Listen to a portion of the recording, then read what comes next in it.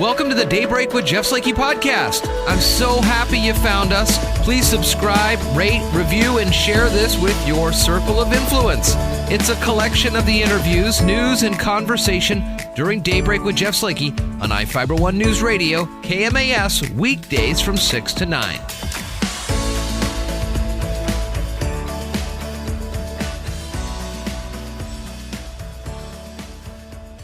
Well, good morning to you. It's 9/11. Spencer, good morning. Good morning to you. What's going on? 19 years ago, of course, the world was forever changed, and we'll have Mason County Fire District 4 Chief Bob Burbridge on today to talk a little bit about that. We talked with Central Mason Fire EMS Chief Mike Patty yesterday, but a big day of remembrance. One of the things that Bob and I will talk about, they're hiring, and the minimum age requirement is 18. So kids now are joining into the fire service who weren't even born. You know, they had talked about for a while, kids were in elementary school, and now they're at the age where they can either join the Army or go into law enforcement or fire service. And now it's kids that weren't even alive yet. And we can talk about our memories about this later this morning if you wish. It's definitely a day. Flags are at half staff. It's Patriot Day. Just amazing that it's 19 years, and with all that else is going on, it's still important to take some time out of the day to think about this. You know, it's still bizarre and strange to me to watch movies set in New York City, especially either way. I'll watch a newer movie and go, man, it's weird not to see the towers. Or I'll watch an older movie and go, man, it's weird to see the towers. Yeah, and I've been to New York several times. I used to work out of there a couple of weeks a year, but had never been to the tower. I mean, that was post 9/11, but had never been to the towers in the past. But it's even more surreal for people who have been in there. Imagine people who used to work there, used to go there frequently, to think that they're not physically there and what happened to them. It's just very, very psychologically, it messes with your mind, I think. And like you said, the people who weren't even born yet, it's surreal enough for us to see the images and remember where we were when we saw them. But then when you don't even have that memory in your head, except for the reruns every year with the anniversaries, it's pretty mind-boggling. So again, today on this show, we'll do local news and conversation. Dr. Alex Apostle from the Shelton School District, and as mentioned, Mason County Fire District 4 Chief Bob Burbridge. Mason County Community Development Director, acting as a fire marshal. Of course, we are in significant fire danger. Yes. There is a restriction on outdoor burning to all lands regulated by the county, and this applies to outdoor burning and includes land clearing and yard debris, and includes prohibition of recreational fires and charcoal briquette barbecues. Out this morning, out looking out there, hazy, and the smell of smoke is there for sure. Today is supposed to be a bad day, Yes, breathability wise. So just be cautious. Absolutely. Since our last report here on Daybreak, Mason County Public Health was notified of 6 additional Mason County residents that tested positive for COVID-19, bringing the total to 372 positive cases in Mason County. Mason County staff performing case investigations and tracing close contacts to reduce spread of COVID-19 in our community. Looking for something to do this weekend if the smoke clears? The Washington State Parks and Recreation Commission has a free day coming up. We'll tell you when they are in 30 seconds as Daybreak continues on I-Fiber One News Radio. And welcome back to the show. Sunday is another free day at state parks. Girls love state parks is the theme here. It's the second time State Parks, the National Association of State Park Directors, and Girl Scouts USA have partnered for this fun weekend. Today, you can do a virtual astronomy hour from the Golden Dale Observatory State Park Heritage Site. It's going to be on Facebook from 6:30 to 8. So there's going to be all sorts of things that you can learn about, and it's open to the public. And again, Sunday, the 13th, is one of 2 free days this month. We'll tell you about the other one as it comes up in just a little bit. Now with some regional news as we head back and look more on the fires, we're learning more about what's happening down in Oregon. Deadly wildfires in heavily populated northwest Oregon were growing. Hundreds of thousands of people told to flee encroaching flames, while residents to the south tearfully assessed their losses. The Oregon Office of Emergency Management reported that by yesterday evening, the number of people evacuated statewide because of fires had climbed to an estimated 500,000 people, 500,000 people. That's over 10% of the 4.2 million residents of the state. One fire approached Molalla, triggering a mandatory evacuation order for the community of about 9,000 people located 30 miles south of Portland. A police car rolled through the streets with a loudspeaker blaring, "Evacuate now." Wow. Oh, my God. Very surreal. Now, as wildfires are raging, fingers are now being pointed, and a barrage of false information on social media is blaming far left and far right groups for setting these. Officials turned to Facebook this week to squash claims that far left Antifa and far right Proud Boys were responsible for fires that scorched wide swaths of Oregon and here in Washington. Although it's not clear yet how the fires began, officials said high winds and dry conditions made them worse. The post comes as far left and far right groups, of course, have been clashing during protests, particularly in Portland. A group of states suing over service cuts at the U.S. Postal Service is asking a federal judge to immediately undo some of them, saying the integrity of the upcoming election is at stake. In a motion filed late Wednesday in U.S. District Court in Yakima, the 14 states asked the judge to restore or replace decommissioned sorting machines at processing facilities, require election mail to be treated as first-class mail, and to end the so-called leave behind policy, requiring that postal trucks leave at certain times, whether or not there's additional mail to load. Postmaster General Luis DeJoy has said handling election mail is the organization's top priority. Well, we got some updates from the Mason County Habitat for Humanity, making great progress on House 33 in Shorecrest. In the month of August, apparently they got all the walls up, the roof on, and a lot of the electrical roughed in. They had a virtual house blessing, which is something they traditionally do with these houses, though not virtual. Usually people are there and they write messages on the studs in the wall and things like that. They got a ton of those blessings. The homeowner application for House 34 is open through the end of the month. And applications are available both in the Belfair and Shelton stores or the website, habitatmasonwa.org. And of course, they're always looking for volunteers. You can call them at 360-426-8134. I'll look to get them on the show here in the next couple of weeks just to get an update and see how they're doing. Each year, the Chamber proudly presents its annual awards and nominations. They're now open until September 30th at 5 p.m.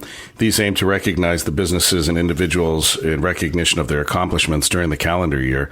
And the community is invited to make nominations for these 5 categories: Business of the Year, Rookie of the Year, Boss of the Year, Citizen of the Year, and Community Supporter of the Year. And you can go to masonchamber.com to put in your nominations.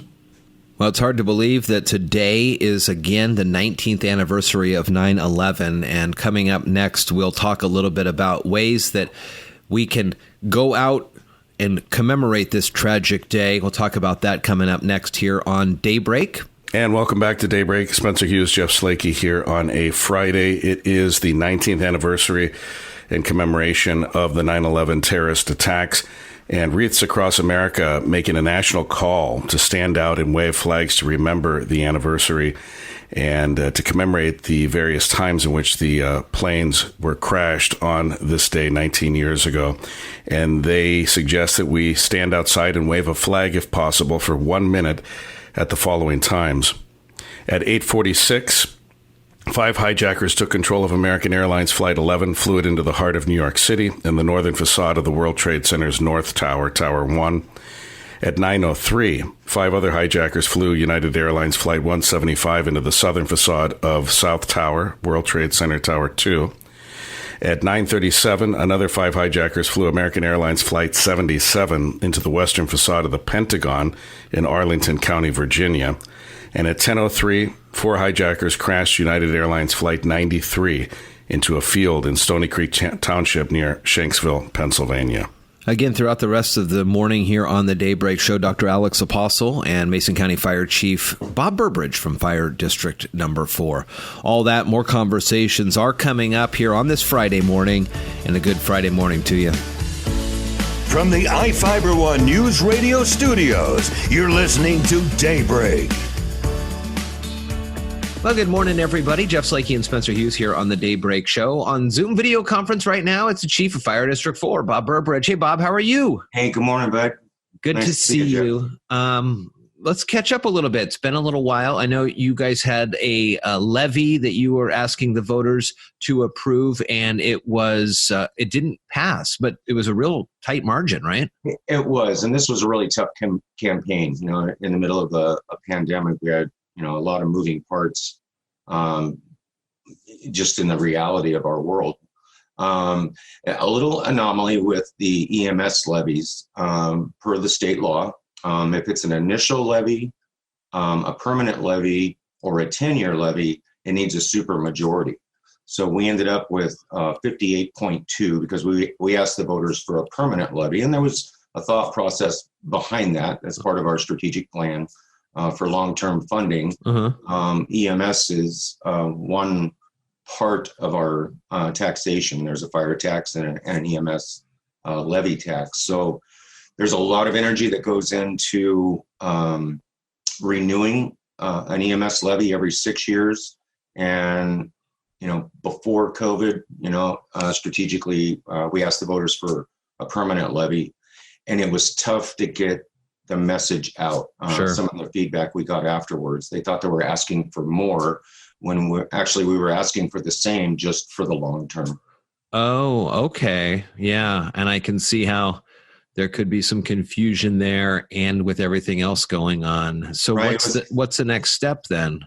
Next step, we're going to take a pause. The presidential election for the smaller junior taxing districts is a bit of a challenge. Because after you get through all the federal, state, and county issues, you're usually the last question on page 2. Oh, yeah. Bottom right corner. So we'll be back in February. Okay.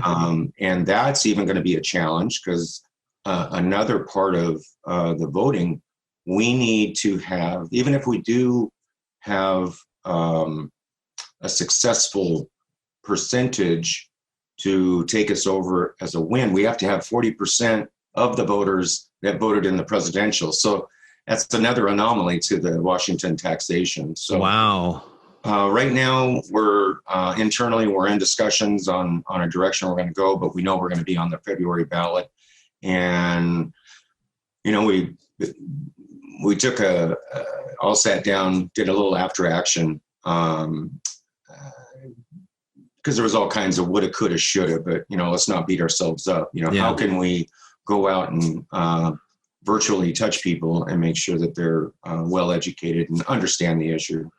I know you guys in Fire District 4 do a lot of outreach, and you're out in the community a lot. And if I am not unfamiliar, when I went to the website here, masonfire4.com, you're also looking, of course, for volunteers, but you're also hiring as well. Is that right? Correct. We keep a 7-year, we have a tool that we don't make decisions today that we can't support 7 years out. Okay. So as we grow, we try to grow smartly. We want to sustain any growth in our additional staffing. So I've had actually the pleasure the last few days talking with several area firefighters on, we do it a little different application interview. It's in person and, we have all our precautions. But we really want to get to know the person. We don't have standardized interview questions, and it's a little bit more personable, puts people at ease, and you really get a chance to, to find out who's in front of you and what their values are. These fires that have been up and down the coast these last couple of days, my gosh. I'm like Spencer. I came from California. I grew up watching the Hills in Ventura and Los Angeles. That was an annual thing. And coming up to Washington, it's an unprecedented year. We've been forewarned, over the last couple of years. We watched Western Washington experience poor weather, drier conditions, the green side, starting 3 years ago. The green side of the state was starting to burn. And, that fire-wise and that prevention and still today, what can people do to protect their homes? Anything that's combustible around your house, something you can move today. You don't need to call the landscaper to prune anything. There's not that time, but, keep the hose attached, get rid of any cardboard. I think everybody's done a lot of Amazon shopping, over the last 6 months. Get those summer chairs out, really take a look at what could burn around your house and push that out. And that's where the FireWise principles come from. Today is the 19th anniversary of 9/11, September 11th. And as I look, and we were talking about job opportunities at Fire District 4, the minimum requirement is 18 years old, which means these kids they weren't even born when this happened. Yeah, they have to go to YouTube and go to the internet to even try in a one-dimensional way experience those days. Yeah, that was on the other side of my career. 9/11 for me has a touch on my heart. There's Johnny Burnside and Captain Vernon Richards, a couple guys that I went back to attend their funerals. At the time, there was so many funerals going on that the uniform numbers were starting to drop. And, the union put the word out to all the locals. And I responded to that, went back on November for Johnny Burnside. That was an incredible experience. All the myths, I guess, of the people of New York and all that. Talk about being embraced and taken in. I think some of that went away after a couple of years and people started honking at each other. Sure. But to go back and it was a phenomenal experience. And, you take advantage of being on the East Coast. And I'll never be able to see Washington, D.C., where there's 4 of us on the mall walking, through all the monuments. You can't have that experience again. But 19 years ago that, those are the days, when the Challenger went down and, those big days in your life, that's one. Because I was working for District 5, Central Mason at the time out of the Allen station. So while you're getting ready for work, you're watching planes go into buildings and, it was an unusual news day because it wasn't repeated. It was, the entire day just kept getting worse. Yeah. I do remember that. And then it was just a fundamental change to, how we fly, how we protect the country and ourselves. And a soft spot in my heart. Definitely a day for remembrance and thinking back, honoring the men and women who lost their lives for that sacrifice. Bob Burbridge, Chief of Fire District 4. You can find him online, masonfire4.com. We'll be talking with you later. One quick thing. Yeah. One quick thing. Here's another soft spot in my heart. This COVID's been going on for, 6 months. Yeah. And when it started with our partnership with Squaxin Island, I shifted over and was working with Dr. John Taylor. And just a phenomenal emergency manager. In 100 operational periods, we're up to 160 now. There was only 3 mornings that, I could beat him to work. He was there at 4 a.m. And, it was tedious. And I just want to thank you and Spencer. You were a morning foundation with your humor, and the community needs that humor and that candid while you can present the news and its seriousness. So thank you for being my morning foundation for a long time. Bob, thank you so much. I mean, that is just, it means a lot.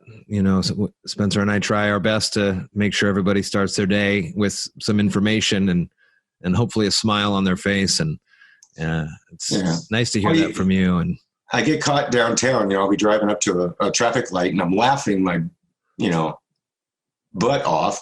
And then, I'll look over, and this person thinks I'm just crazy, and I'm rolling down the window. Turn on the radio. So, but hey, thank you again. Have a great day. Thanks, Bob. You too. And we'll catch up later down the road. Okay. Thank you. You bet. All right, Bob. Thank you. Hey, thank you, Butch. I mean that seriously. You helped me out on a lot of mornings. Oh, it means a lot, buddy. All right. Good to see you. All right. This is Steve Kramer. From the iFiber One News Radio Studios, you're listening to Daybreak. Solid this last week. I'm very impressed with the average size of the fish coming in. I spoke to a handful of anglers that are catching numerous coho in the teen class. Really, really nice fish. I've also heard some decent tuna reports.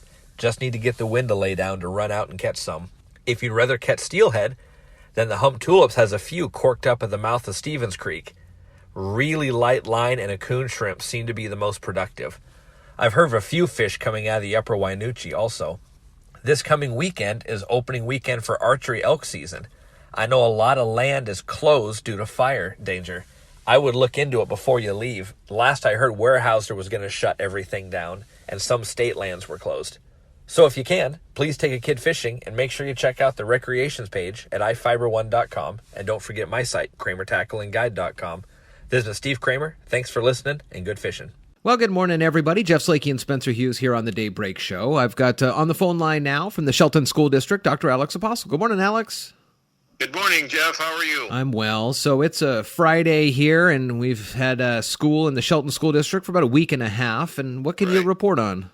Well, things are moving forward. We have a few issues, there's no question. We knew we were going to have a few issues in terms of our K-12 platform, but our teachers are working diligently to overcome some of those challenges and obstacles, and our principals, assistant principals, our secretaries, everybody's working very hard to meet the needs of our students, to meet the needs of our families.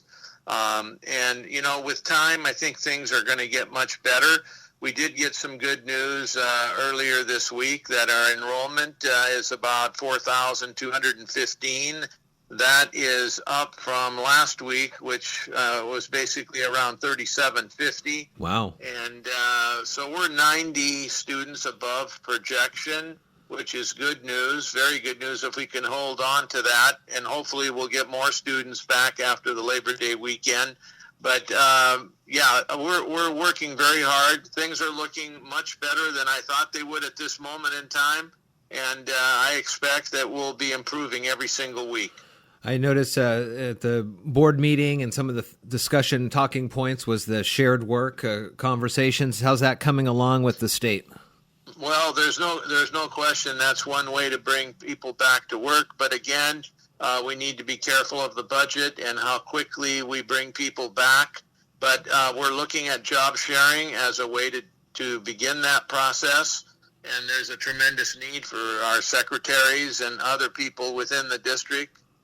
So Brenda Trogstad, our financial person, and myself and others are examining the budget and what we can and cannot do in relation to bringing people back to work. If there is parents out there that decided to not have the kids go through the school district, but now find themselves struggling after a week and a half of being the instructors, is there talk or availability for those parents to jump into the K-12 program through the school district, or is this now how it's going to be at least until the next semester? Well, we have an open door policy, and we welcome parents that maybe didn't anticipate certain things and they want to come back into the district. We welcome them with open arms, and whatever we would need to do to accommodate them, we will do that. But the door is open for any family, any parents that want to enroll their students in the Shelton School District. We're here to help. I've heard some different reports of different counties around the state that are looking at the infection rates regarding COVID and starting to make some determinations about possibilities of maybe the younger kids having an opportunity to head back into the classroom?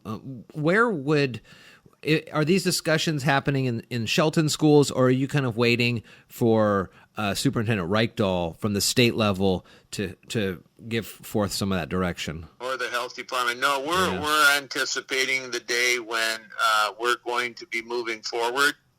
Maybe initially starting with our elementary students. But right now, Shelton is, according to the latest information that I have, we're still at the moderate level. Yeah. So we've got to be very careful. Again, the health of our families, the health of our students and staff is of paramount importance, and we've got to be, again, very careful when we make that decision to have our students come back face to face. But even if we do that, there may be some families that would prefer to be online with the district, and we're going to be prepared to deal with that program also. But yes, we want our kids to come back to school in the worst way, but we want them to come back in a safe manner. Well, we're keeping our eyes on all the numbers as they relate to Mason County, coronavirus, and the like, and we'll continue to keep our eyes on what's going on with the Shelton School District here weekly as we talk with Superintendent Dr. Alex Apostle. Good to talk with you, and I'm encouraged to hear that things are moving forward. Of course, there would be struggles, as with anything starting new, right. but looks hopeful that things are starting to settle down. Yeah, the only other thing I would like to say, Jeff, is I really appreciate our families and parents that are sticking with the Shelton School District. These are the people that believe in public education being the cradle of democracy, and we appreciate them very much. I personally think it's great that our parents and our kids are with us, and we're going to continue to do the very best for everybody. Dr. Alex Apostle from the Shelton School District. Thank you, sir. Thank you. Thank you so much for listening to today's Daybreak with Jeff Slakey podcast. Again, I'm so happy and honored you found us and chose to listen. Please subscribe, rate, review, and share this with your circle of influence. It's a collection of some of the interviews, news, and conversation during Daybreak with Jeff Slakey on iFiber One News Radio KMAS, weekdays from 6 to 9. Thank you so much again, and talk with you next time.